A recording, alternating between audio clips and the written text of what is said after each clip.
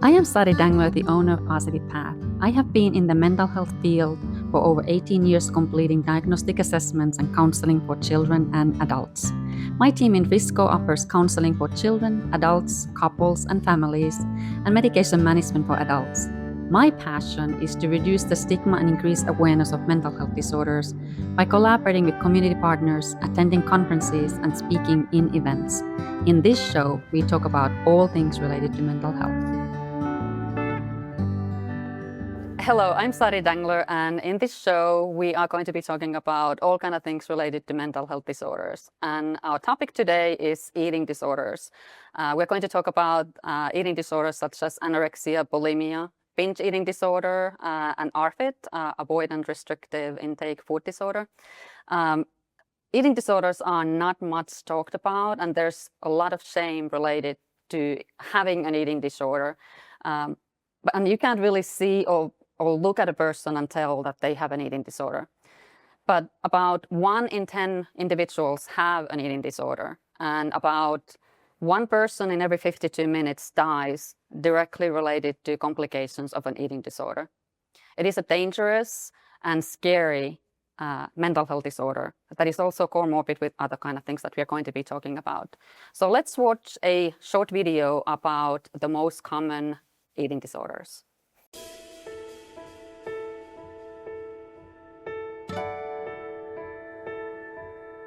National surveys estimate that 20 million women and 10 million men in America will have an eating disorder at some point in their lives. Eating disorders are serious but treatable mental illnesses that can affect people of any age, sex, gender, race, ethnicity, or socioeconomic group. Many eating disorders begin during adolescence, but an increasing number of young children and older adults are diagnosed with these illnesses. I was always tired. I got frequent ulcers. I was always out of breath. I had high cholesterol at age 18. My hands were always freezing. My lips were blue. My heartbeat was irregular. My heart would race after only a short walk. Sometimes I could barely feel my heart beating at all. My weight dropped. At first it was a few pounds. My teeth were rotting. I didn't hang out with my friends anymore. I didn't enjoy life the way I used to. I couldn't remember anything in class. I couldn't concentrate. Couldn't sleep. I couldn't. I thought I was in control. I thought that no one would know. It defined me. Until I defined it. I had An eating disorder. Eating disorder. I had an eating disorder. I had anorexia nervosa. This disorder is defined by a restriction of food relative to what my body needed, leading to a significantly low body weight. I had a severely disordered body image and an intense fear of gaining weight. I would do anything to avoid gaining weight, all the while I couldn't recognize how severely I was damaging my body. I had bulimia nervosa. I would eat huge amounts of food in a very short period of time, and I would eat so much I felt out of control. Then I would compensate by purging. I would vomit, or I would limit my intake, or I'd use laxatives and diuretics. Some people with bulimia, they misuse insulin or exercise excessively, or use and abuse diet pills. I had a severely distorted body image and an intense fear of gaining weight. I had binge eating disorder. Binge eating occurs in the absence of compensatory behavior. Once a week for at least 3 months. It occurs in episodes of eating rapidly when not hungry until extreme fullness. It's also associated with depression, guilt, and/or shame. Binge eating occurs in people of all sizes. I had avoidant restrictive food intake disorder. I didn't have any weight or shape concerns, but I restricted my caloric intake to the point where I lost a significant amount of weight. My nutritional deficiency was so severe that I couldn't keep my job or maintain friendships. While some people may fit neatly into a diagnostic category, there are many people who exhibit symptoms of multiple disorders, as well as those whose disordered eating patterns may not represent a full syndrome eating disorder. These conditions should not be considered less severe or taken lightly. The sooner the behaviors are addressed, the more likely there is to be a positive outcome.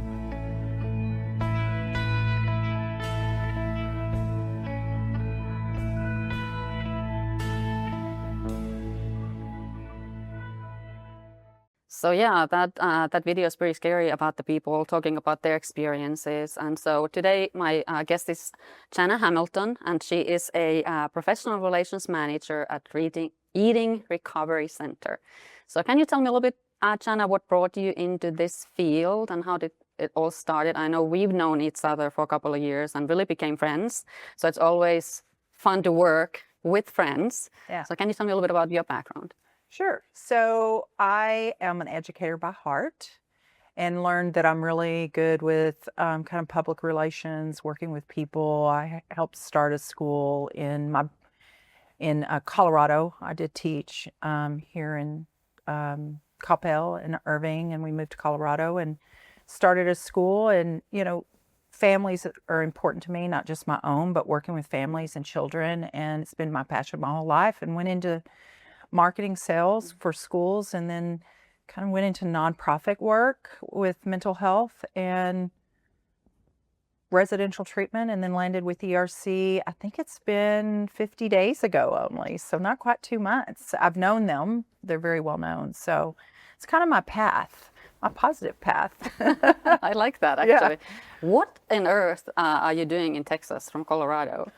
Well, I was born and raised here. Good question. Colorado is amazing, but my son, our only child, tried many years to get pregnant. We finally had the one, and he's been an awesome human being. You know, he gave us 3 grandchildren. So he met his girl. He moved back here. He said he was always moving back to Texas, even though we raised him mostly there, and found his wife and started having grandchildren for me. For me, all for me. I'm so jealous. I need to tell my daughter to hurry up, right? So, but yeah, so moved back for family, and you know, all of our family was here, and we love Texas, but it was for family. You know, I'm all about community. Yeah, that is the great reason to move here. So I'm just hearing from all my clients and people that I know, they moved to Colorado, not from Colorado here. So I'm always wondering, what brings you to Texas from Colorado? That's so beautiful. It is, but you know, this is a great state. It's just a little hot. All right. So tell me about your work a little bit with Eating Recovery Center. What is your role, and what do you kind of do there? So my title, I don't know if I mentioned it, is I think I did. So I'm a manager, PRL. So that's professional relations manager, like you. So another professional. I am not a clinical or medical. Like I said, I'm an educator or administrator. But I work with my team, other liaisons who reach out in their community, develop relationships so that we can educate each other. They can educate us about their services, and we can educate them. And so that we can support the community and the work that we do. Really, it's an education lens, and it's community and outreach. Yeah. So that's how I found you. Yeah, I know. That's how we connected. And I'm super blessed about that we became friends throughout these years and learned that. So, so you are basically the first step in line when a parent or someone calls about their loved one who has eating disorder, and it's scary, and they are probably in state of panic. So how do you kind of, I don't know, help them through that journey and for the first steps to get help? Well, if I get the call, say that you have a patient, client, and you give them my number, usually it is, if it's a child, it's usually the mother calling, oddly, not less rare that it's, less common that it's the dad. But I'll talk to the parent if it's an older client, you know, 18 or above. I talk to the client. Sometimes they'll bring a family member into the call if they're an adult. And there is a lot of panic. It's a deadly disease, as you were saying. And I know that because I've had one in my life, and we'll talk about that just a little bit, but I don't rarely, often share it, but it's another reason why I'm in the field. But I just have a lot of empathy for it, besides, you know, my background in teaching, but also just my own experience, and just try to be calm, you know, and listen to them. They'll want to talk.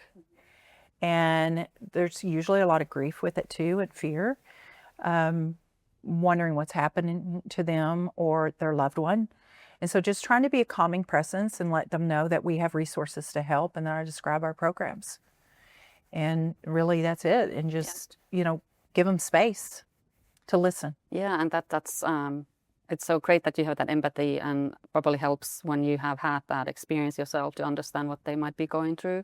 Yeah. And I appreciate you sharing your personal journey with us too. So that's it's always hard to tell about those experiences. Yeah. Yeah. And mine wasn't a mental health experience as much as it was a allergy. It's less common to know about mast cell. It's when my body attacks my body. It's large cells attack my body, and it's through food. And so food makes me sick. And so it causes issues like low blood pressure, dangerously low blood pressure, and headaches, and tummy issues, and rashes, and, you know, just all kinds of things. So it's been a struggle all my life. And I love food. You know, I enjoy, you know, you and I, when we go out, we, you know, sometimes have a glass of wine and have different kinds of food. Yeah, I get all the time, I shouldn't eat this, but I'm gonna eat it because I love food. And you it's didn't, so hard. And you really didn't know till today No. that I had this issue. And but it does give me a lot of empathy for the people I work with. Yeah, I really appreciate you sharing that personal journey. Did I answer your question then? Or did I It's go all on a right. wig? Well, yeah.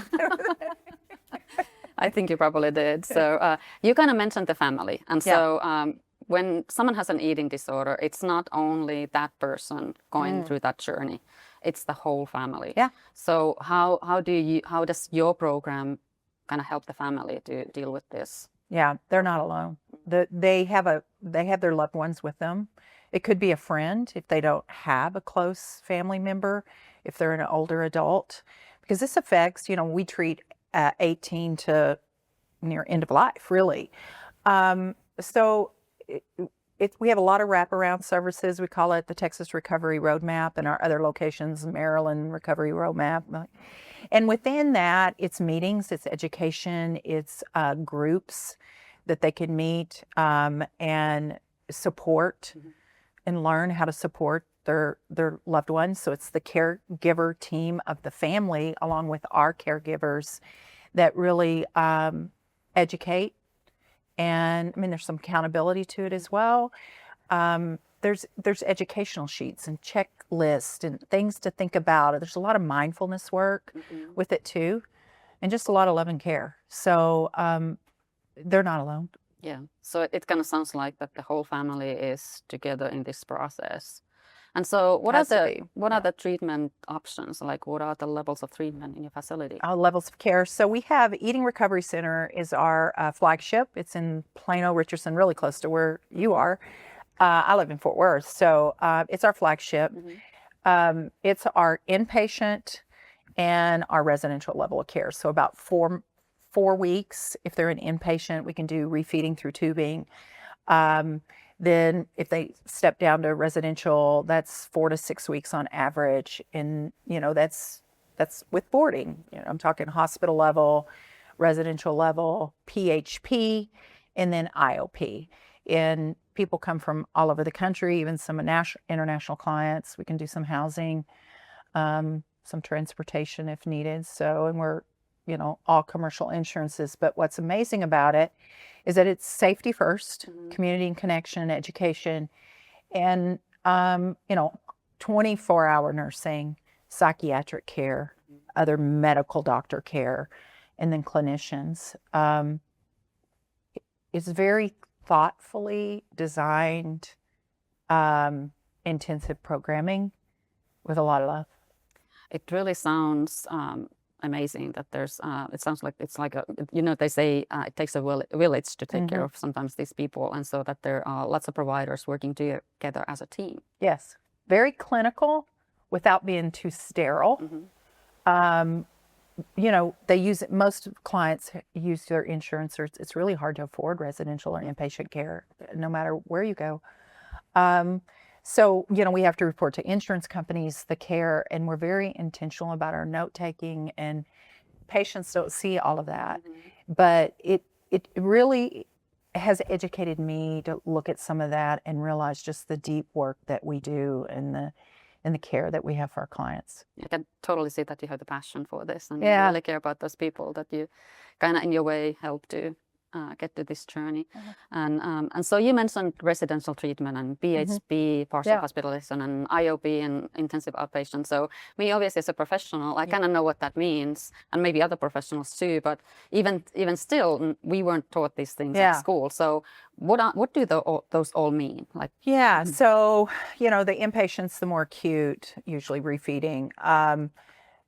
Residential is like what it says, it's 24-hour care too, but a little less step down, a little less intense care, and all of this is on our website.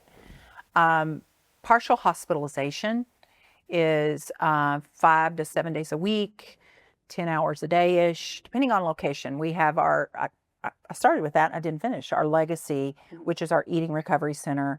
And then we have the step down to PHP, partial hospitalization, with what I described. And then intensive outpatient is just a little lower level of care.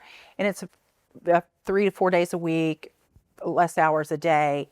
We have those locations in all the major cities for either ERC, eating recovery, path lab, mood and anxiety, and trauma.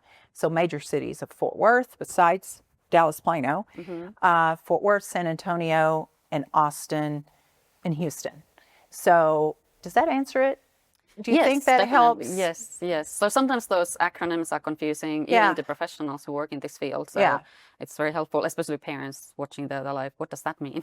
But your website is an amazing resource. So I went there myself, and there's videos, and there's all kind of... It answers all those questions. Yes, exactly. So if you have any questions, obviously, eatingrecoverycenter.com is the page to go, and we will post that later at the end, so everyone can connect with if needed. So you have it sounds like you have services in all the major cities, so you don't really have to travel necessarily far to get your loved one into the treatment. That's true, unless you need inpatient.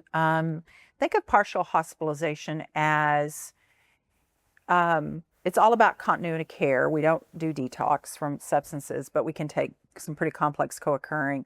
But my point is, with PHP, partial hospitalization, it's partial, right? So you don't have to do boarding, but we can provide some housing if you're coming from far. But it's care minus overnight treatment.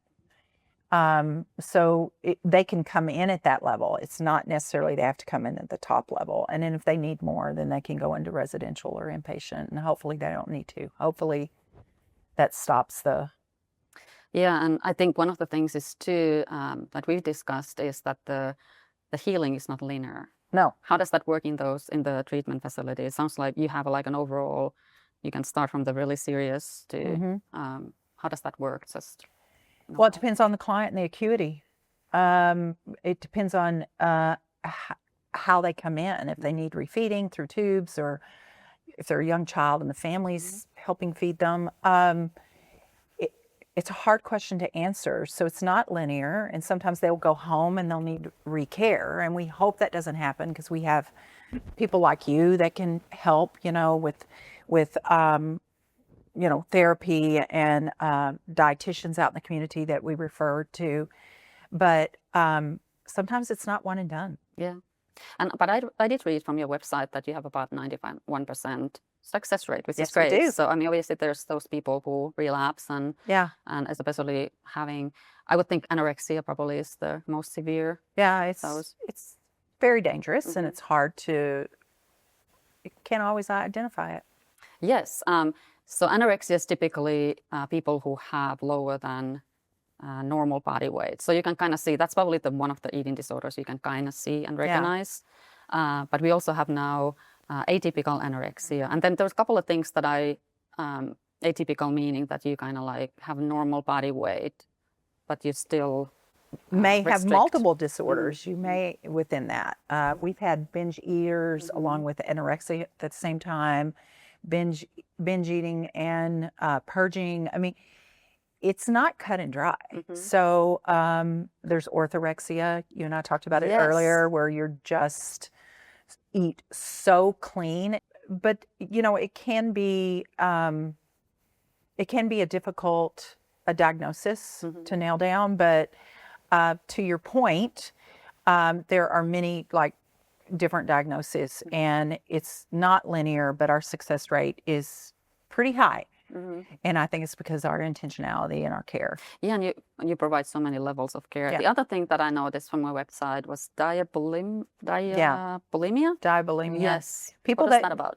People that are diabetic that misuse their medication to control their weight.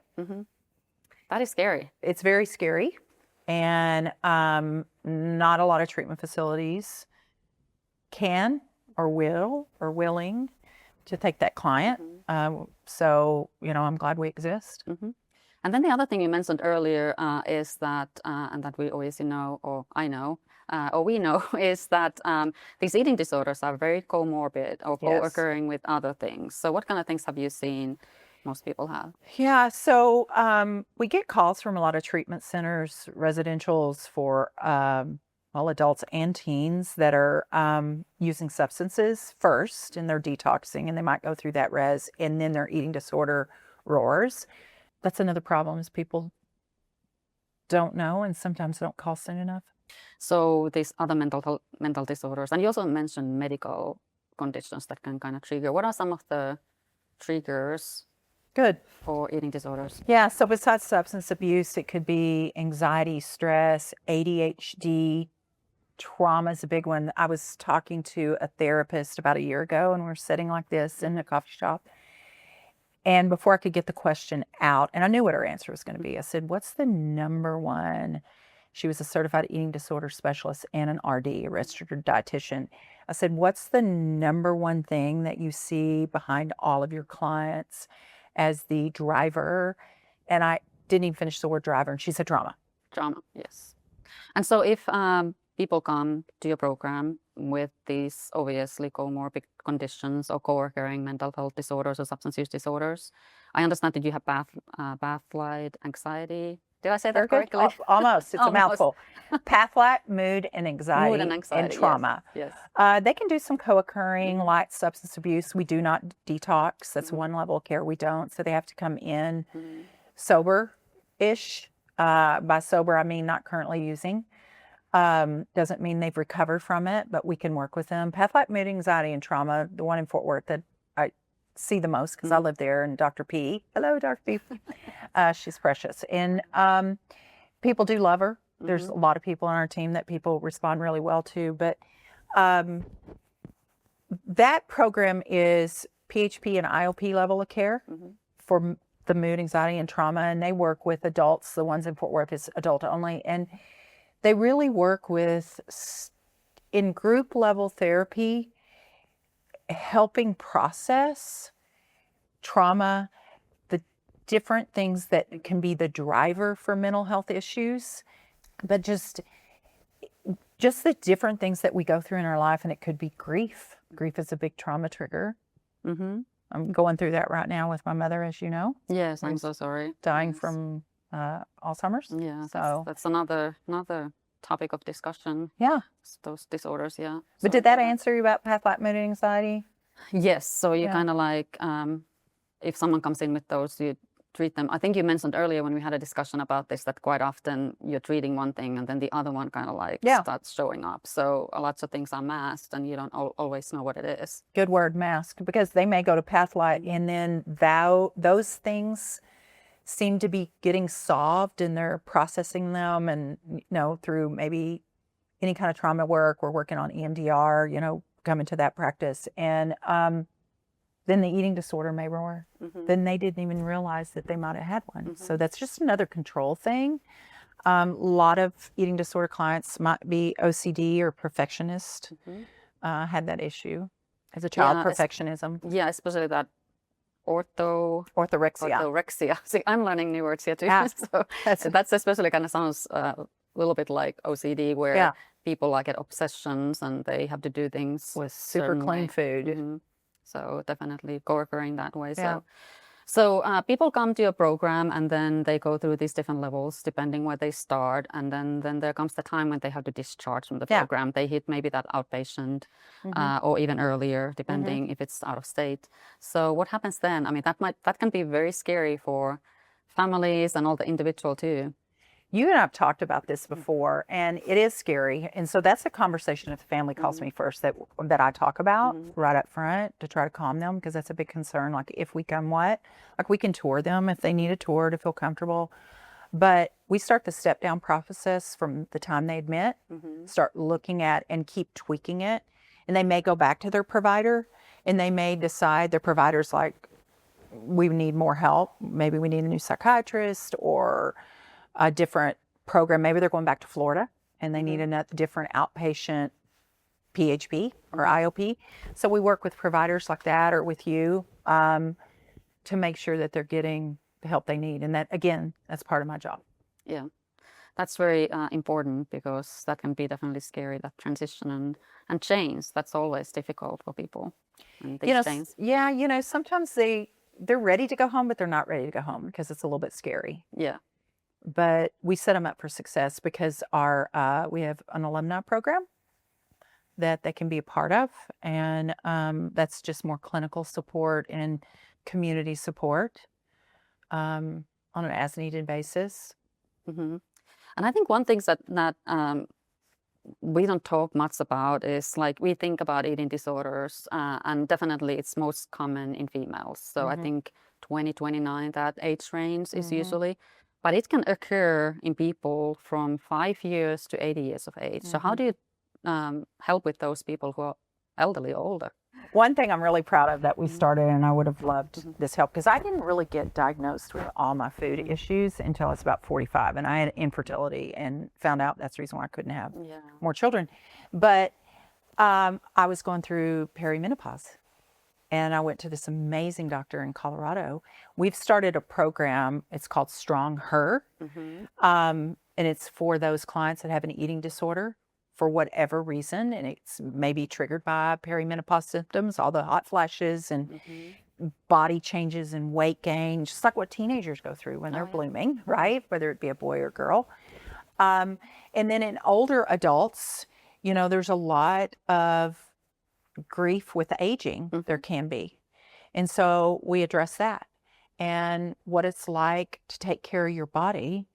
A lot of it's intuitive eating. We use intuitive eating. I love intuitive eating. I could sit and talk to you about that all the time, but there's 10 steps to that. Please Google intuitive eating. So don't do exercise just to burn calories.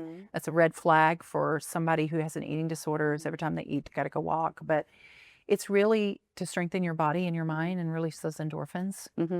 Exactly. And sometimes food can be that into an excess. And then we talk about I think one of the things was also that I found from your website was compulsive eating. Yes. That you can, just overeat. Not lots of these are not diagnosable based on our mental health manual, but there's lots of disorders that we are aware of that need to be treated and have to be called something. And you can have multiple of them. But for those older adults, moving and staying strong in your muscles and your bones and eating right, and sometimes they become very frail or very sedate, and they self-soothe with food. There's a lot of diabetic older adults. I see a lot of them in my mom's nursing home, and it breaks my heart. Oh yes, definitely. And I can remember myself, hitting menopause. I did some crazy things to lose the 25 pounds that I lost. So it's kind of, I don't know, maybe that was kind of like a borderline eating disorder, but I can see how things like that can definitely trigger things that, it's like in our society are supposed to look like a model and beautiful and be fit and all that. And so, but we are here all different sizes and shapes. So, and also another thing that we don't talk about much is that we recognize that women have eating disorders, but it is pretty common with males too. So I think on your website it had about 0.67% of the population, and that's about 1 million males. I think that was 2018-19 statistics had an eating disorder. And that's just people that'll respond to a survey or whatever, or that have been in treatment, maybe a combination of some. A lot of male athletes and female athletes, like gymnasts, it's really hard. I see that a lot. And it's hard to recognize, like you said. If you're a parent and you're worried about your teen or a family member, you can notice some things. There's body changes, worried about how they look, how they're eating. Are they eating less or more? Are they hiding their food in their room? Are they moving around on their plate? Do they have brittle nails, dry, itchy skin? Does their brain seem offline if they're losing massive amounts of weight? That's dangerous. And mood changes. It may not just be a teenage thing.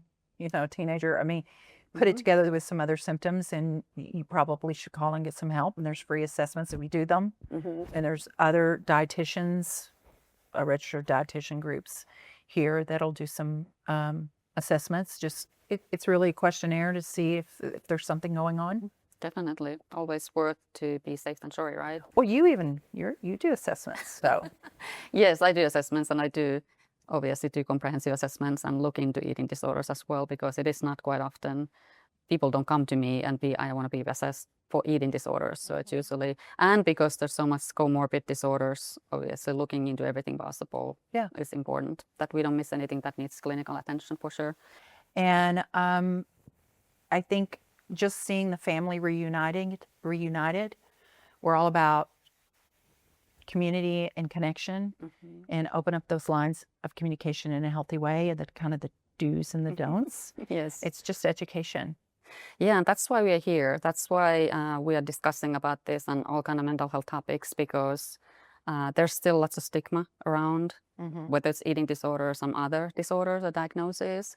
What is the one thing that you want to give to parents out there who are concerned about loved ones? What do you want them to know or be aware of? Yeah, so don't ignore it. Don't wait too long. The longer you wait, if you feel something and you think something, investigate it. And there are ways to do that by reaching out to a professional. So early intervention is very important in many things. Yeah, see your medical doctor. Mention to them what they're seeing. But you know, it's hard if you don't have an open line of communication, particularly if it's a teenager. I know how tricky that can be. Yes. Well, thank you, Jana, so much for being here. I keep saying your name always wrong. It's because you have a wonderful accent. Yes, exactly. And so thank you for telling about all this. You have so much resources and wisdom and knowledge in this area. I appreciate that a lot. And people out there, so there's going to be information about Eating Recovery Center and how to reach them, and also me at the end of this show. And if you have any questions, please let me know, and we'll see you here again next month.